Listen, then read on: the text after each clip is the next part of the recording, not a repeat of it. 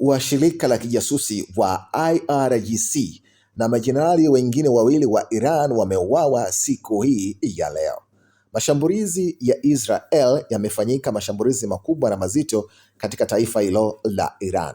Shirika la habari la Iran la Tasnim linaripoti kwamba mkuu wa shirika la kijasusi wa IRGC na majenerali wengine wawili waliweza kuuliwa siku ya leo ya Jumapili.